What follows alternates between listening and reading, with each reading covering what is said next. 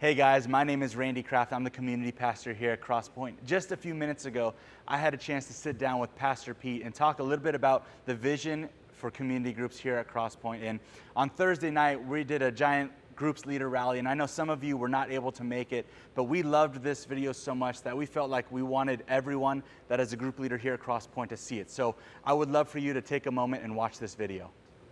All right, well, Pete, I just want to say thank you so much for taking the time right now and to sit together and talk a little bit about what's happening here at Groups. Right now, we have a room full of group leaders hanging out together, kind of celebrating together what's been going on in Groups as well as what's to come. And I don't know if you know this right now, but you just won an award on stage. And so the award was the Best Moment of 2015, and you won the award. Best moment? Yeah, the Best Moment of 2015. You Wow. won the award for Pete Wilson in the Beekeeper Extraordinaire. Yeah. And so we have a little award for you, and unfortunately it is a little award Wow, for you. that is So a very I'm just going to go ahead and give that to you right there. I don't want to break it. yeah. So take that. You can keep that, Thank put that on you. your trophy shelf. Thank you, guys. That's awesome. But I know that you have really kind of dove into the whole beekeeping experience, Yeah. and you've just really enjoyed that and really growing that hive. And word on the street is that you are about to split your hive into Yes, two. that's true. That's true. So I'm loving the bee thing, and I'm very thankful that my wife allows me to chase all these crazy hobbies that I get into. But you got to keep sane somehow, right? Yeah. And so these are healthy addictions. And so yeah, I'm into the bee thing right now. I got 3 gallons of honey this year. Wow, that's So amazing. I'm pretty, and we are getting ready to split the hive, and so hopefully more honey next year. That's awesome. And splitting a hive is actually not as simple as it sounds. You don't just take one hive and put it into 2 pieces, right? No. You need a few components. It's very complex, and I'll be honest with you, I don't know exactly Yeah. how you do it, but Yeah. I've got a book, That's good. and I'll be reading, and I'll figure it out. Well, the good news is we on the groups team and the leaders, we love you, and we think it's a really cool hobby. So we have been talking to some friends of yours. Yes. And we found out what it takes to split a hive. Really? So we wanted to give you a little gift, and this is going to be a little symbolic of that gift. Check this out. But we have gotten you everything that you need to split your hive into 2 pieces. Really? Into 2 hives, Are you serious? including a queen bee that's going to be coming here shortly. So the That boys, is so awesome. they're going to get together with you and take care of you. But we just say we love you, and we love the crazy hobbies that you that's- have. So we got you a little gift That's to very help sweet in your of you guys. addiction. I love that. Yay! I'm very excited. So Pete, we're so appreciative of the fact that you constantly look for exciting and creative ways to bring personal experiences into your sermons to really drive home the meaning of your message. And we just think that's such an amazing thing. And tonight we've been having some fun too as we celebrate group leaders, but we've also been talking about the future of groups. Yeah, yeah. You know, I want to say this because it kills me that I'm not like right here with you guys right now. I am unbelievably grateful to our small group leaders. And you and I, we get a conversation, I have the opportunity to have this conversation fairly frequently to talk about our group leaders and where we'd be without them. And I would have done anything to have been there just to be able to personally look every leader in the eye and say thank you. Because it's a huge task. I mean, you know, we say this all the time, but sustained life change happens best in the context of community. And that's not just a saying. I mean, we really believe that. So that means that, you know, we entrust our group leaders with a tremendous amount of responsibility. And so it's been years. In fact, even from the day we started the church, I wasn't capable of pastoring every person. And we needed the ability for everyone to feel like they were being pastored and feel like they were being led. And our group leaders do that. And it's where our church goes from something big to becoming something very small and intimate. And so we couldn't do this without our group leaders. We could not be the church God's called us to be without our group leaders. So I'll forever be grateful for our group leaders, and I am one as well. So I know the time that it takes, and I know about the frustration of getting home and realizing you have 15 minutes to clean up your entire house before everybody gets there. And I know about those nights where you would rather veg out on the couch and just watch TV.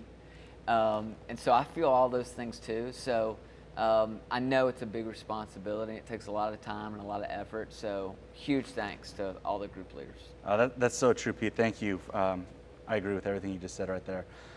This year, one of the things that we're really focusing on in our groups is this idea of health. And I know in the sermons you're talking about the balance within the church. One of the verses that we're talking about in groups this year is Hebrews chapter 10. And it says this, it says, "Let us be concerned for one another, to help one another to show love and to do good. Let us not give up the habit of meeting together." So when you hear that, what does that verse bring to mind when it comes to groups? Yeah, well, it's interesting because we talk about, this idea when it comes to our church, that we want to be balanced. And we talk about the idea of community, and we talk about discipleship, and we talk about evangelism. And that's kind of the broad scope of where we want to be healthy as a church. But you can take those same three things and apply them to our community groups as well. And so if I was just doing kind of just an honest evaluation of our current community groups, I would say when it comes to community, we're killing it, and it's kind of hard to have a community group and not have community, but our church does it very naturally. I think our groups form great community, having people in your home and genuinely doing life together. So I think the community aspect, we're nailing that. I think that the discipleship aspect, while there's always room for some improvement, I think we're pretty balanced in that as well. And I'm constantly hearing stories from people who are in a community group they're just transforming and they're becoming more like Jesus. And not overnight, right? And not because of one particular small group, but over time. They're really sensing that Christ is being formed in them. In fact, I haven't even had a chance to ask you about this, but I've heard about that you were part of a baptism service where you guys just baptized a couple people out of a community group. Is that right? That's right, yeah. We did it down the Harpeth River. A couple of girls in a small group wanted to get together and get baptized, and so we went down to the river, and the whole community group was there. And the Harpeth River was like the cleanest river it you was guys beautiful, could find. so clean. It is nice. So, I think that's important, and I think we're seeing those two elements play out in a very healthy way. Yeah, I'd love to interject too for a second, just on the discipleship aspect. You mentioned the fact that you're seeing the steps of growth within our groups, and as a church, we want to help facilitate that growth in any way we can. And so I'm really excited because we're going to be launching our spiritual health assessment and next step guide coming up here in the fall. So all of our group leaders will get to be involved with that, to take their groups and help them identify where they can grow in their faith and take their next step spiritually. So that's coming down the pipe. And that's huge. I mean, I did that assessment, and it was very helpful to kind of figure out, okay, this is where I could use some work and some need for growth, and so I'm glad you guys are doing that. Yeah, thank you. I'm sorry, what were you saying again about Hebrews and that kind of evangelism piece? So again, when you're looking at Hebrews 10 and you're looking at these three aspects, and again, community, I think we're doing extremely well in. Discipleship, we're doing well in. I think if there's an area that we might be out of balance, that I think we need to put a little more attention to, it's that evangelism piece. And I think that just by the nature of community groups, I think that's always going to be an area that's going to be a little bit out of balance. Because just, again, the definition of a community group, you're going to have community. You're generally going through some kind of curriculum, or you're talking over the message and going through those questions. So those two aspects are almost always going to be there. But this evangelism piece is not one that we've really focused on when it comes to our small groups. And I think it's time to kind of really turn up the heat in that area. And I think that we could do a better job when it comes to thinking evangelism and thinking outreach as it pertains to our community groups. That's good. That's really good. As we seek to balance those three purposes within our groups, and obviously, as we talked about here, focusing on the evangelism piece and really how do we mobilize our groups in that area. What suggestions do you have for our group leaders or our groups to kind of take their first step in that direction? Yeah. I think it starts with being intentional. I mean, you just got to, I think there's some real practical things that we can do. I think as group leaders, again, people in your group aren't naturally just going to think this way. And so as a group leader, you kind of have to be the one to set that tone and say, all right, guys, this group is about, intimacy, and it's about growing in Christ. It's about creating community. It's about loving one another through life. But we also have to remember that it's not just about what happens here. And if we experience all this incredible intimacy with one another and intimacy with God, but we don't take what we're enjoying in the context of this group outside of this group, then then we're not fully living in community the way God's intended us to. There's a passage, I'm pretty sure it's 2 Kings chapter 7, or it could be chapter 6. It's one of those two. But it's 2 Kings. Old Testament. We'll just say that. Yeah, we'll say this is in the Old Testament, so. But in 2 Kings chapter 7, there's this story about these lepers. And there's 4 lepers, and they're outside of the wall of the nation of Israel. And they can't go inside because they're lepers. And the entire country is under siege. And there's the Aramean army that's kind of coming against them, and they've surrounded them. And so these lepers have almost this humorous conversation where they say, hey, if we stay outside of this wall, we're going to die. We're going to starve to death. And so they say, what if we just go and we surrender to the Aramean army? Let's just surrender, because if they take us as prisoner, they'll at least have to feed us. So we'll be prisoners, but at least we won't die. And so they go to surrender. And in the scripture, God does kind of this miracle, and he makes the army hear another army. So they think a whole army is coming in, and it's really just 4 lepers that are starving to death. And so they flee. And so the 4 lepers come into this camp that's been completely deserted. It's full of all kinds of riches, and it's full of food. And it says that, they're drinking, and, they're having wine, and they have all this food, and they have all these riches, and they're just like going crazy, and they're burying everything. And then one of the lepers says, what we're doing is not right. And they start talking about their family members that are still back there that think that they're under siege and can't leave, and they're starving to death. And they say, this is a day of good news. We have to go back and tell them. Wow. And every time I read that, I think about us as Christians, and I think about our community groups where, what we're experiencing in our groups is, man, there's people who would die for that. There's people who would die for the community that we have in our groups. They would die for the intimacy that we're gaining with God. And at some point in our groups, we have to say, what we're doing isn't right. Like, we have to tell other people about this. We have to share this with other people who are far from God. And so I think as groups, we just got to say, we want other people to experience this.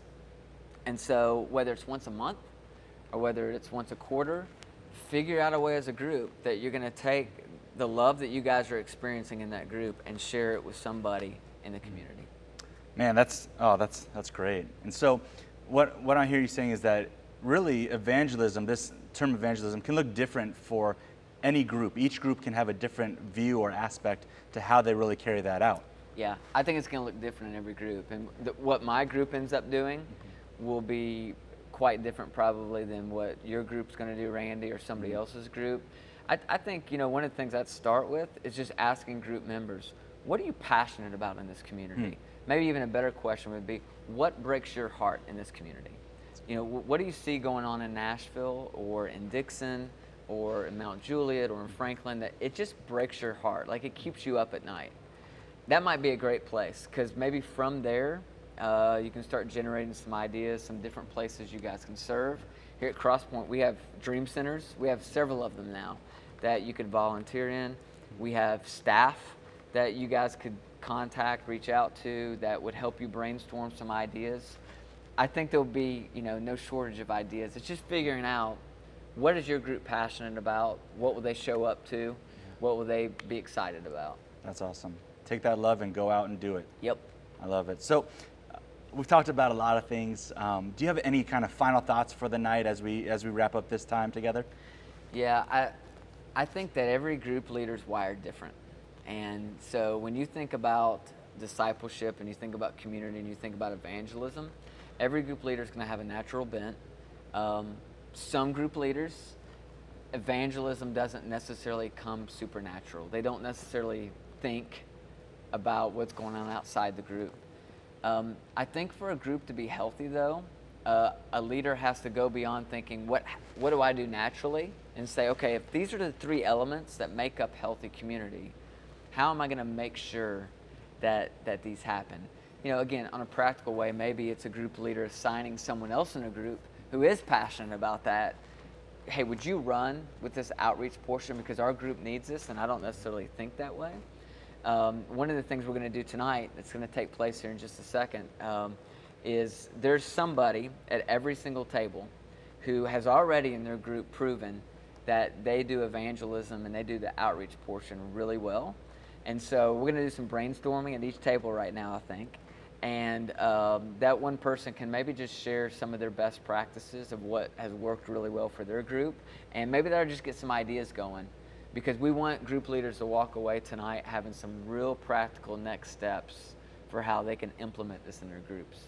Oh, well, that's great. Well, I appreciate your time. We thank you so much. Yeah. And while we missed you, we understand that family is really important. Yep. So we're glad that you're watching your son, cheering him on. So thank you, Pete. Yep. We appreciate you. Oh, man, thank you. And thank you for the bee stuff. Yeah. I cannot wait to split this hive. All of us need honey. That's all we're saying. Okay. Hey, next year it's coming. All right. Thanks, man.